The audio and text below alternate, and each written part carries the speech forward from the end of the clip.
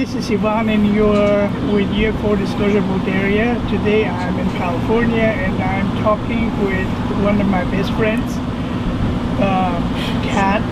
She is a counselor.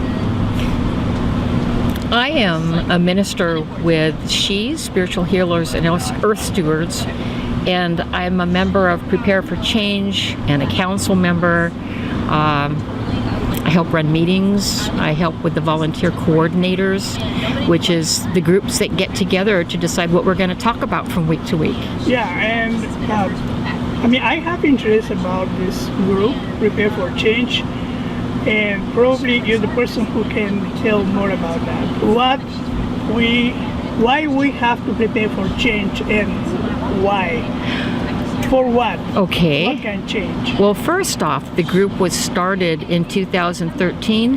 Now that's right after they did the founding fathers were in Egypt because of December 21st, 2012, when the Mayan calendar was to end. And of course, nothing happened that people saw. So we started thinking, well, maybe it's later. You need to get prepared for some huge event that's going to come, that's going to change the world. A transformation in consciousness and elevation. And some say, oh, it's going to come with a flash. Well, nothing has happened as they thought it would. No instantaneous flash of light. So now I told them we should be called Be the Change and start living the way we want the world to be instead of waiting for a change. So when we get together, we talk about different things from what's going on in current events to how to heal, to exposing criminal actions. It's a lot of topics, and some of it's history and some of it's more recent. Do you feel that this change is happening? I think it's been happening. I look at history and what's written on the stones in the pyramids. All of this is stating all around the world, Machu Picchu, Göbekli Tepe. All of these ancient structures tell a tale, but probably none more than the Egyptian pyramids and the temples over there.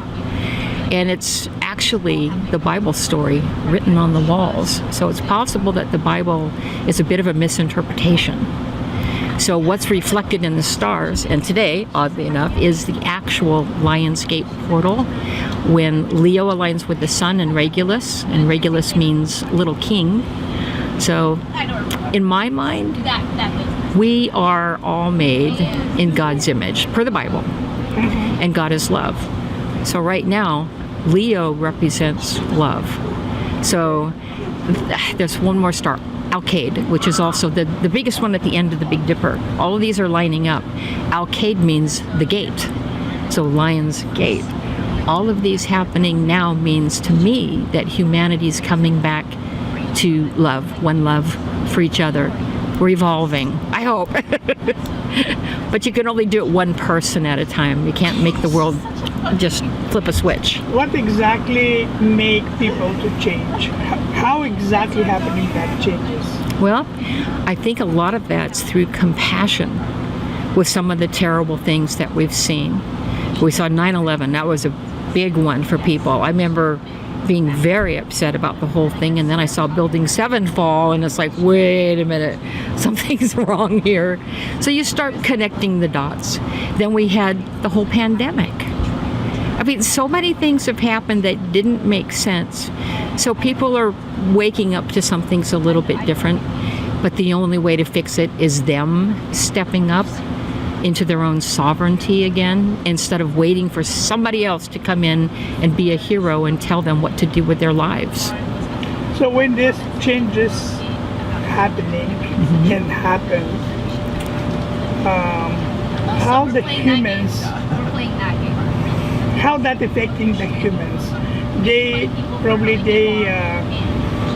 start discovering some hidden abilities like telepathy, like communications with paranormal activities, with UFOs, extraterrestrials. Yeah, that's all happening. Now, part of that's tied to the solar cycles. Every time it rises and falls, it peaks and it drops. Civilizations break down. these come in cycles. The great year is about 26,000 years. So half of that circle is spent at the very top when we were the gods. Then you descend, you become more material, you get into metals, you start doing computers and all this other stuff, away from spirit. The second half is climbing back to the top to start over. And I think we're right there, right on the edge right now. Some scientists talking about upgrading the DNA, and maybe because we're in the era, in the spatial era in the earth, when we have some kind of influence from the stars, Yes, space. exactly. And I personally saw kids with, they're extremely smart. And maybe, also when I talked with Leonie from Australia, she said that these generations who is coming now in the planet Earth, they will be the ruler. They are going to rule the world. The little kings and queens, yes. Well, it's been amazing. Now, she works with children a lot.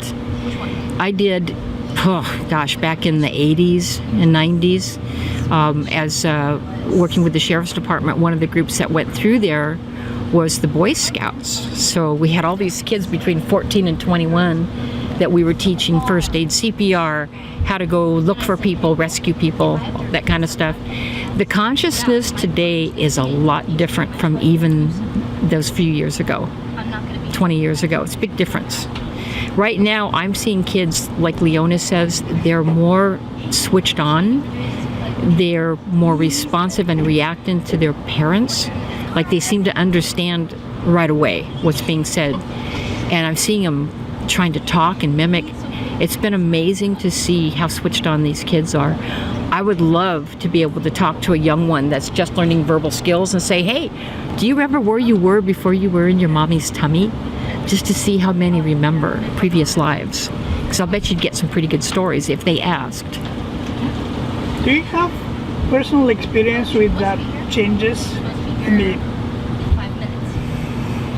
Changes in consciousness or changes with the consciousness to me personally or just what kind of ability can you see some ability in yourself with all these changes? All right, so we had this thing in 2012.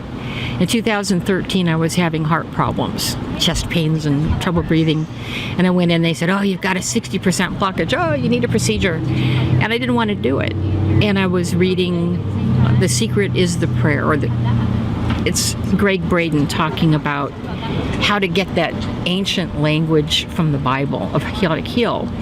I thought, what have I got to lose? I'll give it a try. And I went into meditation and with my eyes closed and thanking the Lord for my life. And also making a deal like, hey, if you got something you want to do, heal me because I don't want to have surgery. And I felt something in the room, an energy and a presence. It's that loving presence that's hard to put a word to because it's more than what you would feel with a girlfriend or your family. It's so much deeper. It's unconditional. And I felt hands on my shoulders. And then after a few minutes, that lifted straight up. And I think the pain went with it. I can't remember now, but it's like, okay, that was interesting. So I go into the doctor the next week for the procedure, and he runs like a camera up into your heart, and he's looking for disease. He's looking for the blockage so they could open up a balloon and squish it to the side. He turned around and looked at me and said, why are you here? There's nothing wrong. And I started laughing because it's like I remembered what I had done a few days before. Spontaneous healing. And because of that, I've been trying to teach others how to do it, how to get into the right mindset, what to feel, and what to visualize. So that was the first major incident that something, yes, indeed happened. Yeah. Anything else? Okay. Well, there are so many things that happen, it's hard to remember. The big ones you'll remember. So I do regular meditation in my backyard. In 2017, I know it was May, I don't know exactly what date, I was in meditation and I was thinking, God, this is such a beautiful world. There is so much diversity in plant life and animal life and all the different people. It's beautiful. I said, we need to preserve the planet.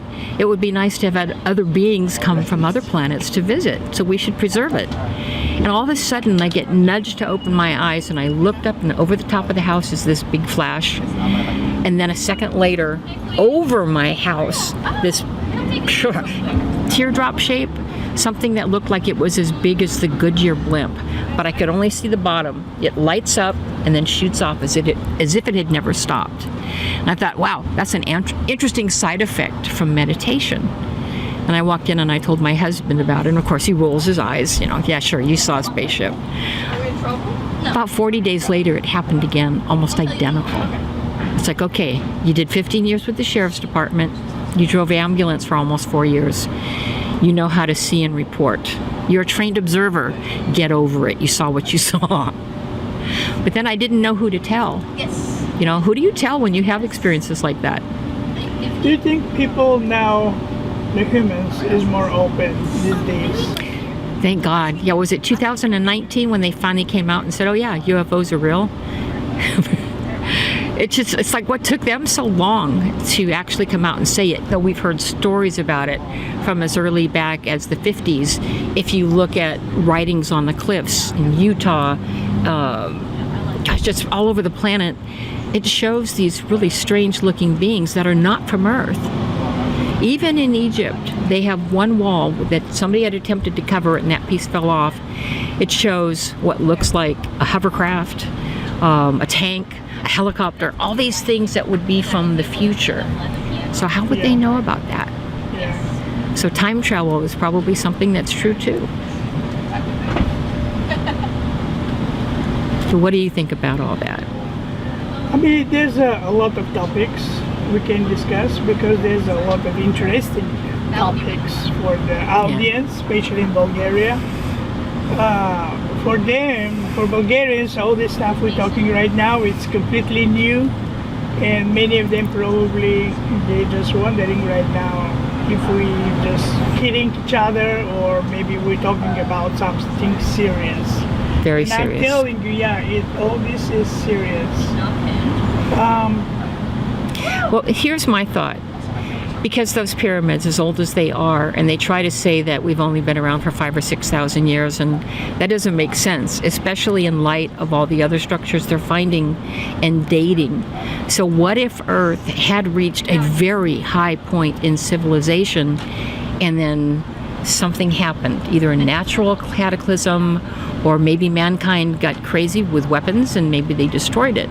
So then we had this flood that wiped everything out and we had to start over.